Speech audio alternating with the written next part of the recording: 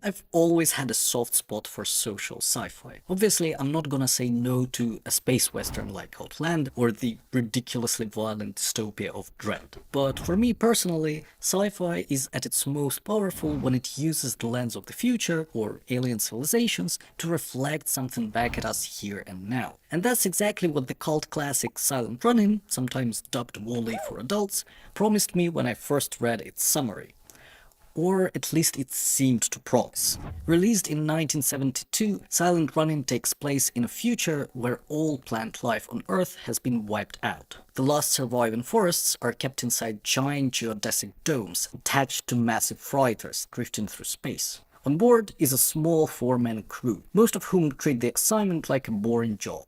They play cards, race cargo buggies, and generally act like teenagers stuck in detention. All except one, Lowell Freeman. He's the ship's botanist, and he takes his job seriously, something that makes him the laughing stock of the rest of the crew. Then, one day, a new order comes in. We have just received orders to abandon and nuclear destruct all the forests and return our ships to commercial service. The crew celebrates, but Lowell rebels, choosing to protect the last green spaces in existence, even if it means starting a one-man war against his fellow crew members. On paper, that sounds like a great premise. A thoughtful, character-driven story with an environmental message and a touch of tension. I wanted to love Silent Running, but as I watched it, I couldn't shake the feeling that its cult status is built more on what it represents rather than on what it actually delivers. But before I dive into what worked and what didn't, I want to talk about the man behind the film, Douglas Trumbull. Now, the name might not ring a bell, but you've definitely seen his work. While not primarily known as a director, Trumbull was one of the most influential visual effects artists in film history. He created visuals for such iconic movies as 2001: A Space Odyssey, Close Encounters of the Third Kind, Star Trek: The Motion Picture, and Blade Runner. And he wasn't just some VFX guy, he was an inventor. His Stargate sequence in Space Odyssey, built using a custom slit scan photography rig, redefined what special effects could be and helped the film win an Oscar. He pioneered motion control systems, later used in Star Wars, and developed ShowScan, a high frame rate 70mm format that laid the groundwork for today's high frame rate formats. So if you've ever enjoyed silky smooth slow motion in modern cinema, we've got Trumbull to thank for that. Later in life, he continued experimenting with immersive cinema, working on technologies like Magi, which combined high-resolution, 3D, and 120 FPS projection. But as a director, he only made two feature films, Silent Running being his debut, flopped at the box office. However, eventually gained cult following. 11 years later, he directed another sci-fi film, Brainstorm. Sadly, its production was plagued by the unexpected death of its star Natalie Wood. Studio conflicts followed, and after that, Trumbull walked away from directing entirely, focusing instead on innovation behind the scenes. After working on Space Odyssey, Trumbull wanted to make something of his own, something that merged his visual effects skills with a message about humanity's relationship to nature. And despite the fact that he came up with the story, he didn't write the script himself. Interestingly, that job went not to one, but three people: Derek Washburn, Michael Cimino, and Steven Bocco. If those names sound familiar, it's because Washburn and Cimino later co-wrote The Deer Hunter, and Bocco became a TV heavyweight, creating such hit crime TV shows like Hill Street Blues, LA Law, and NYPD Blue. Talented writers, for sure. And yet, I still don't think the script really works. The stakes in Silent Running should feel sky high. Humanity has destroyed its biosphere, and now the last forests are about to be incinerated. That's a horrifying premise on its own. But the problem is, we're only told this has happened. On Earth, everywhere you go, the temperature is 75 degrees. We never really see any consequences. There are no crumbling cities, no oxygen shortages, no dying animals or bleak landscapes. Now compare that to Wall-E, a film openly inspired by Silent Running. In Wall-E, we see the Earth as a vast landfill. It's desolate, ruined. See the humans, now obese and chair-bound, living in denial of what they lost. It's effective because it shows us the cost. I get that Silent Running had a limited budget, 1.35 million at the time, which by the way translates to about 10.3 million today. And sure, that's not massive by sci-fi standards, but for a film with only 4 main actors and a handful of sets, in my opinion, it still had room to do more. Even a few stylized cutaways to a dead Earth could have made the situation feel more urgent. And instead we're left with abstract stakes and a vague sense of doom. I've recently covered The Man from Earth, another sci-fi film with even smaller budget, but it still managed to create a compelling, emotionally driven story.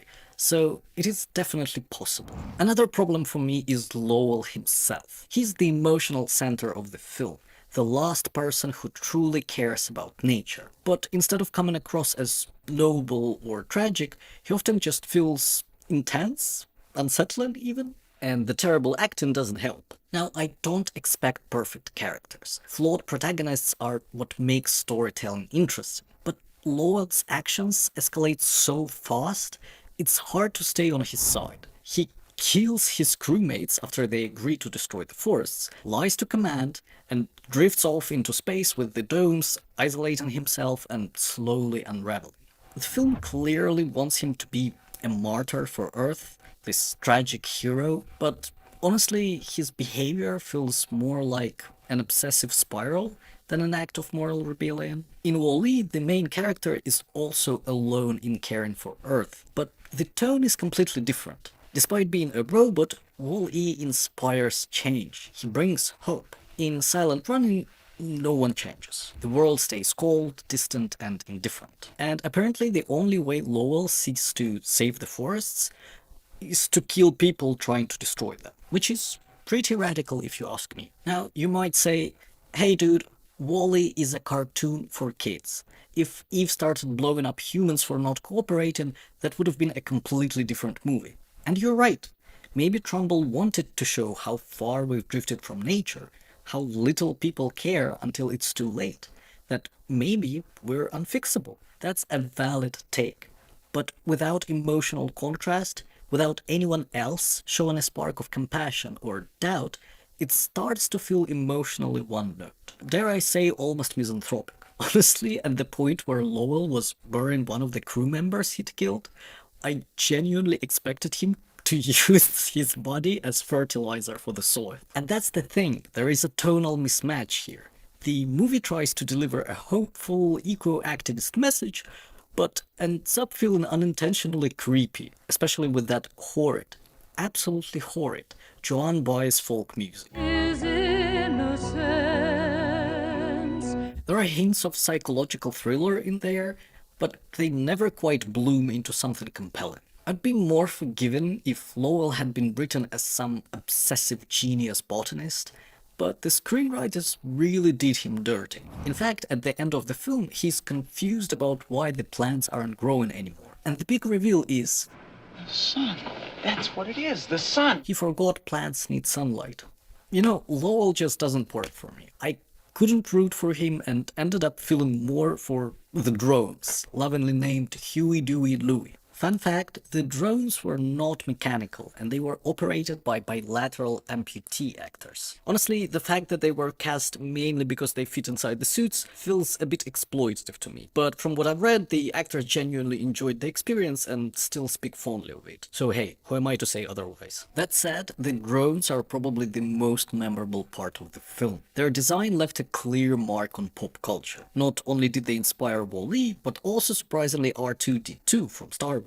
Now, the next issue for me was the pacing. I get that this is a product of its time. The late 60s, early 70s loved those long meditative sequences full of mundane activity. Think of the protagonist wandering around for ages in Easy Rider or 5 Easy Pieces. This life with the dull parts left in approach was part of the stylistic DNA of New Hollywood, a wave of 1970s American cinema that embraced ambiguity, realism, and character-driven stories over traditional spectacle. And that's fine, I'm not gonna dunk on it for just being a slow burn. But in this case, the pacing feels off for a different reason. You see, the action is sporadic, and a lot of moments just drag. Honestly, I was waiting for the movie to start, and then realized it was almost over. All in all, Silent Running has a great concept that was ahead of its time, but it doesn't quite land. That said, even if it's not my cup of tea,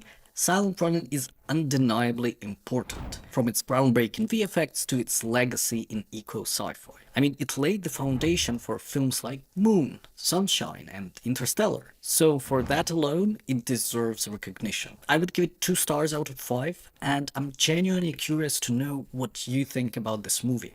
So feel free to let me know in the comments.